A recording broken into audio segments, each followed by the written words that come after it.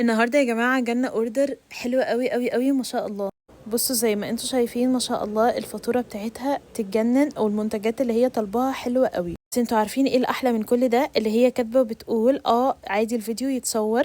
انا بقالي مسافه ما طلبتش اوردر اونلاين، واخر مره طلبت اوردر كان وحش جدا جدا، والتغليف كان سيء والمنتجات كانت سيئه. لكن بقالي فتره بتابع مناتي وحبيتها قوي، وحبيت طريقتها واحساسي بمنتجاتكم انها حلوه ونضيفه، وانا حابه منتجاتكم قوي.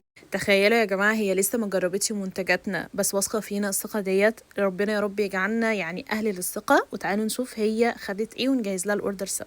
أول حاجة حط لها هدية المتجر، حط لها توكة ستان واخترت لها اللون ده. اكتبوا لي بقى هدايا شهر 12 عايزينها تبقى ايه بالظبط. وكمان هحط لها حلويات المتجر، وأكيد كارت المتجر. يا جماعة أخدت آخر كارت، عايزين نحط كمية جديدة بقى.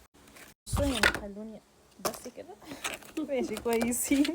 اول حاجه اخدت بديل الزيت من توله. ده حرفيا يا جماعه افضل منتج ممكن تستخدموه لترطيب الشعر بتاع الاطفال بتاعتكم. طبعا نازل التوله ليسيون وكمان الشامبو، وما كانش ينفع تضيع عليها عرض الهير واكس اللي نازل عندنا في الاستور. واخدت كمان مجموعه جوز هند فانيليا اللي بتكون عباره عن البادي سبلاش وكمان المخمريه. اخدت كمان البلسم بتاع بايو سوفت المعالج لقشره الشعر.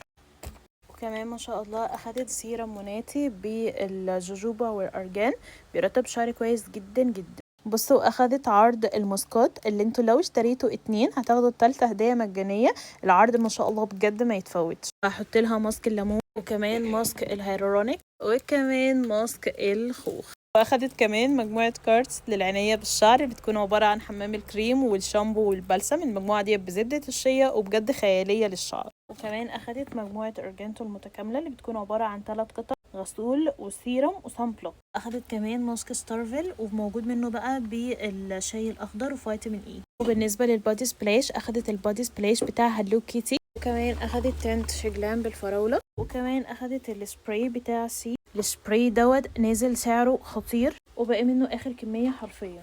وكمان اخدت مجموعة ميار اللي بتكون عبارة عن اللوشن والبادي سبلاش، وكمان اخدت البادي سبلاش بتاع فيكتوريا سيكريت، وكمان البادي سبلاش الجليتر. خطير يا جماعة، شايفين اللمعة بتاعته بجد تحفة.